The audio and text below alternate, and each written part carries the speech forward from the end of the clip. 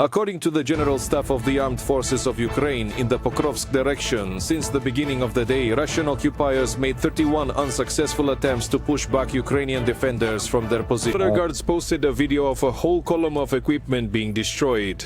They noted that together with comrades from the defense forces, they repelled the enemy who tried to break through towards the state border of Ukraine.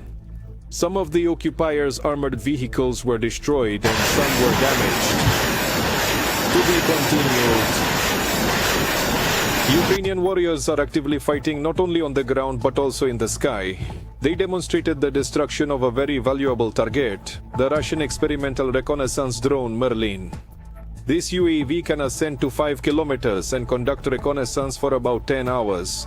Its cost is $300,000. The number of Russian drones has increased the most in the Pokrovsk direction, where the enemy is conducting intense fighting in 20 settlements. In the direction of the main strike, heavy military equipment and aviation are actively used. In just the last 6 months, National Guard units destroyed more than 250 Russian reconnaissance drones with FPV drones. Ruslan Muzishuk, spokesperson for the National Guard of Ukraine. In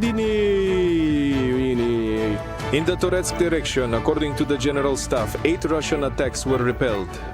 Ukrainian soldiers say that Russian occupiers are attempting to storm there in small groups under the cover of artillery and FPV drones.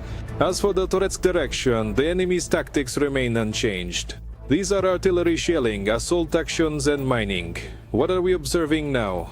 It is that the enemy is assaulting in small groups under the cover of mortars and FPV drones. Our drone operators are tracking such movements and trying to use all possible means to destroy the enemy.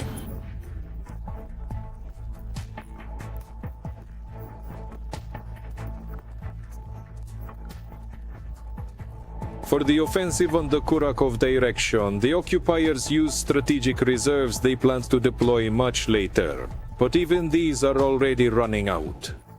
Military experts note that heavy fighting continues in this section of the front, with the Russian army suffering enormous losses. The reserves deployed by Russia in this direction are already being depleted. There remains the so-called Kurakovsky salient, which the Russian Federation army will try to advance through as quickly as possible in the coming days. But there are still relevant positions where our military defense and slows further advancement of the enemy. Thanks to the defense of Kurakovo, the Russian army could not implement its plans to enter Pokrovsk and Mirnohrad by early January. Serhiy Brachuk, spokesperson for the Ukrainian Volunteer Army.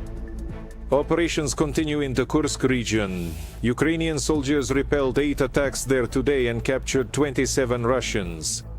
These are officers, sergeants and soldiers from motorized rifle units, as well as marine infantry and airborne forces.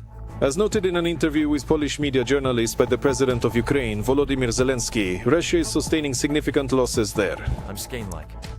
As you can see, things are not so good for Russians since they started involving other countries in this war. We see 12,000 North Korean soldiers who came to fight against us. 4,000 have been killed. They have suffered heavy losses. By the way, in one Kursk direction, all intelligence agencies in the world will tell you Russia lost almost 35,000. Just in the past day, the Russian army lost 1,480 on the front. The General Staff of the Armed Forces of Ukraine also reported that Ukrainian military forces destroyed 11 tanks, 24 armored vehicles, 40 artillery systems, 120 UAVs, and 31 cruise missiles. In addition, the Defense Forces of Ukraine struck almost 140 units of automotive equipment and fuel tanks.